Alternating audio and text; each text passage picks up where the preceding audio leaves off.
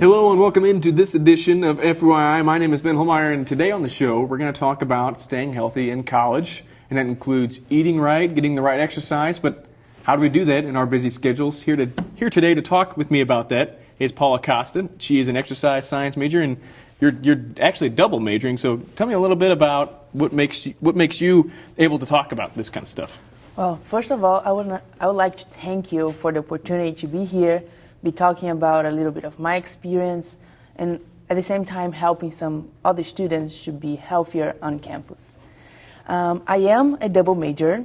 I'm double majoring in exercise science and physical education. And I have, as I work and learn, I am doing exercise science. So I am an assistant strength conditioning coach. Right now I'm coaching football and lacrosse, men's lacrosse.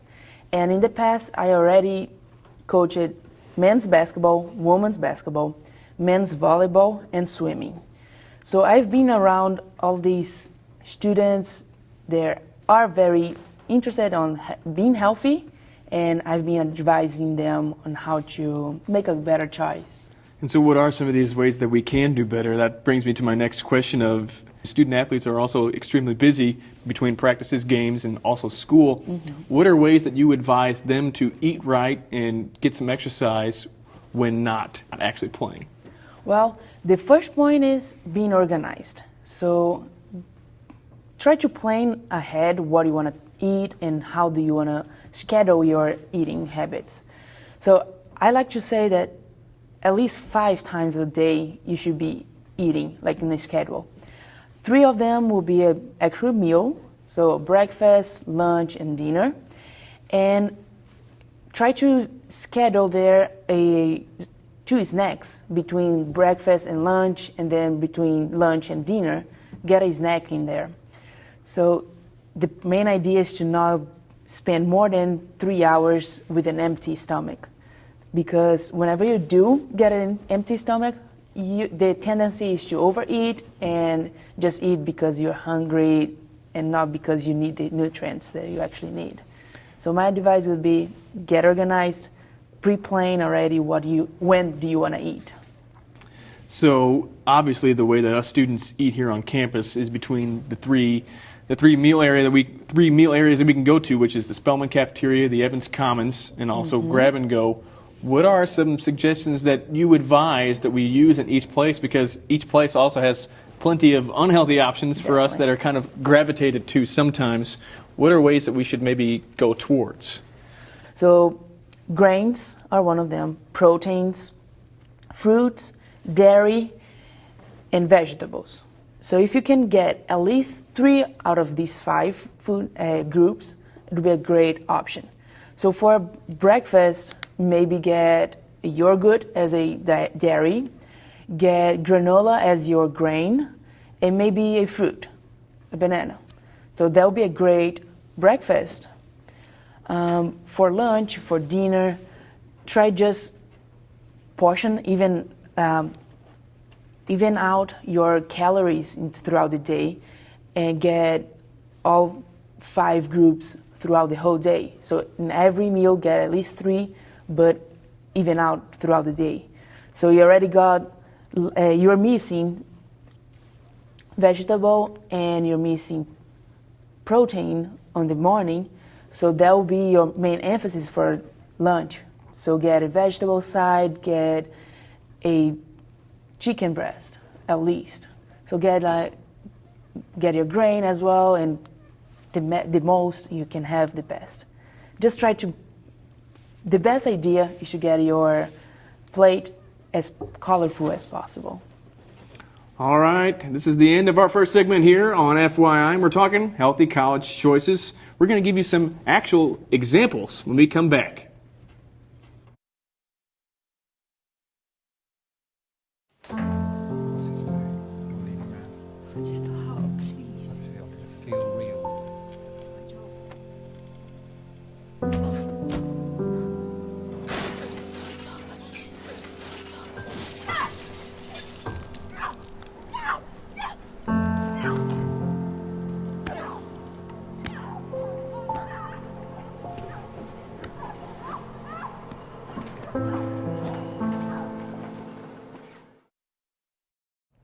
Welcome back into FYI. And first segment, we were talking about how to eat healthy, and now we actually have the options right here in front of us here. This is Paula Costa, and Paula, we're going to focus on breakfast first. Now, I mean, usually for my breakfast, I'll tend towards the cereal or the Pop-Tart along with water or milk. So, I mean, there are worse things I probably could be eating for breakfast, but there are also probably better things I could be eating. Well, definitely. There is always options, right? The main point on choosing your food is focus on avoiding high contact of sugar and fat. So Pop-Tart, if you take a look on the food content, there is a lot of sugar. But a better option, I would say, maybe a yogurt, maybe a skim milk, maybe a chocolate milk, depending on what is your habit of exercise. But right here I have granola and yogurt with a banana. So right now we are already having a dairy option as well as a fruit option and a grain option.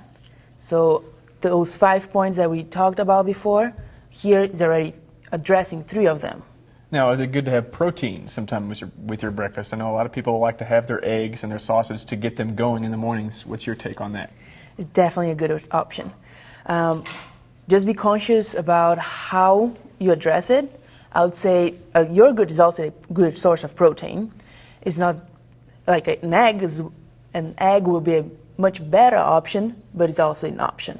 An egg will be a more complete protein source because an egg is an animal source. So there they have the 9 main proteins, amino acids that we need.